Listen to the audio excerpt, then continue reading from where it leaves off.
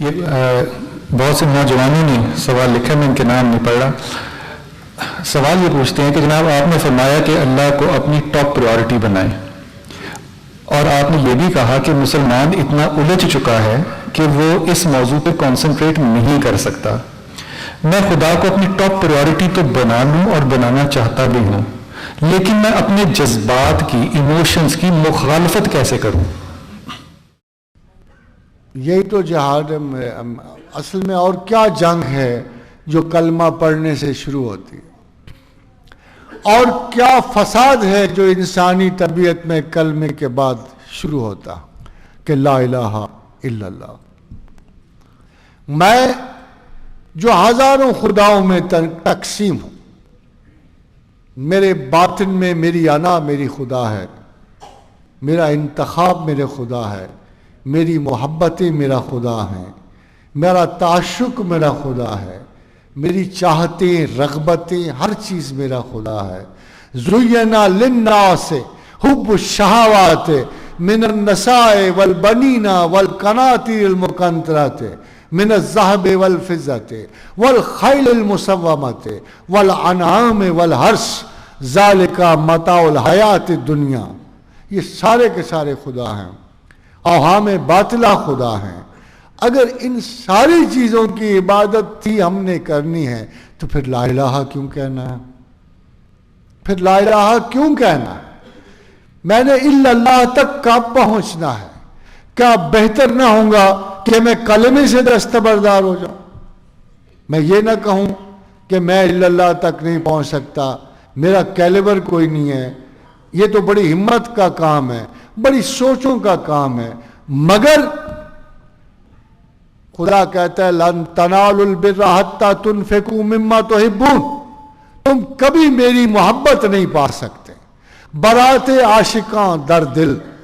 تم کبھی میری محبت نہیں پا سکے جب تک کہ اس کے مقابلے میں اٹھتی ہوئی محبتوں کو خرچ نہ کرو، قربان نہ کرو. چلیے ایک دن کا کام نہیں ہے، it's not a one day job. 22 برس قرآن اترتا رہا، 22 برس عربوں کی جبلتیں ٹوٹتی رہیں، 22 برس تک تربیت کے اس نظام میں بدترین لوگ بہترین میں بدلتے رہے، ایک دن میں نہیں بدلے. میں بہترین انسان بننے کا دعویٰ نہیں کر سکتا، میرا رینک کا صحابہ رسول کا نہیں ہے. ثم الذین یلونہ، ثم الذین یلونہ. میں نہ رسول ہو سکتا ہوں، نہ اصحاب رسول میں سے ہو سکتا ہوں، نہ میں تابعین اولا میں سے ہو سکتا ہوں، نہ میں تبع تابعین میں سے ہو سکتا ہوں. میرا رینک ان سے نیچے آتا، ان سے نیچے. رسول خدا نے فرمایا سب سے بہترین زمانہ میرا، پھر میرے اصحاب کا، پھر تابعین کا. ثم الذین یلونہ، ثم الذین یلونہ. حضرات گرامی، آج کے دن ہم زیرو مارجن سے تو شروع کر سکتے ہیں نا. میں اگر عمل نہیں کر سکتا، میں خواہش کا اظہار تو کر سکتا ہوں نا. اور خواہش کے اظہار کے لیے ہی سورہ فاتحہ نا. فاتحہ کیا چیز ہے؟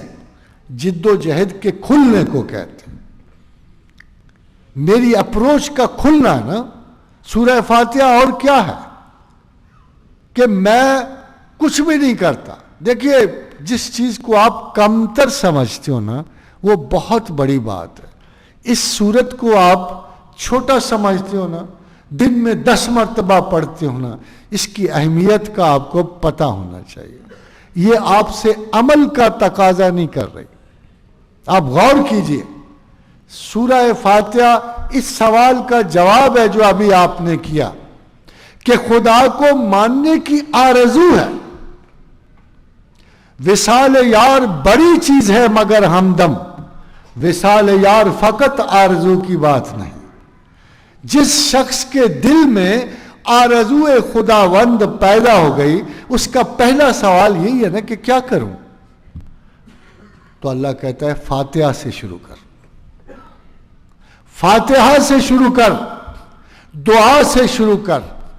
یہ کہے کہ اہدنا الصراط المستقیم، دکھا مجھے سیدھا راستہ.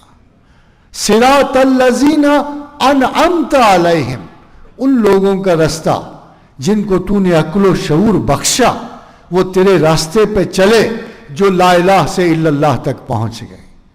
اور ان لوگوں کا رستہ نہ بتانا جو تکبرات ذات میں کھو گئے، جو بتان عصر حاضر میں کھو گئے، جو پاپ سنگر ہی بن گئے. ان لوگوں کا رستہ نہ بتانا. ان لوگوں کا رستہ بتانا کہ جن پر تیرا یہ رحم و کرم ہوا کہ تو نے انہیں آرزو اور مقاصد کی منزل تک پہنچایا. میں آج آغاز کر رہا ہوں، میں دعا کر رہا ہوں، تو مجھے عمل کی توفیق دے. تو خواتین و حضرات، توفیق یہ ہوتی ہے، وما توفیقی الا باللہ. توفیق ہے کیا؟ اللہ کی طرف سے. علیہ توکلت و الیہ انیب، اس پہ بھروسہ کرنا اور اس کی طرف رجوع کرنا.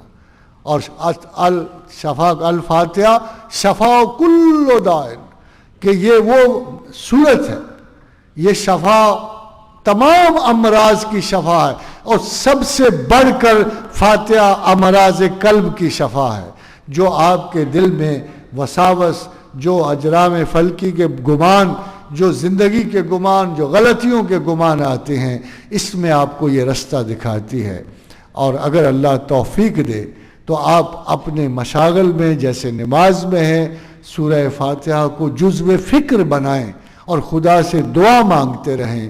اور اہدنا الصراط المستقیم صراط الذین انعمت علیہم. تو انشاءاللہ تعالی العزیز آپ کے رستے کشادہ ہوں گے، آپ کو عملی رستے ملیں گے، نظری رستے ملیں گے، فکری رستے ملیں گے، اور آپ قرب و جوار خداوند میں جا کے رکیں گے.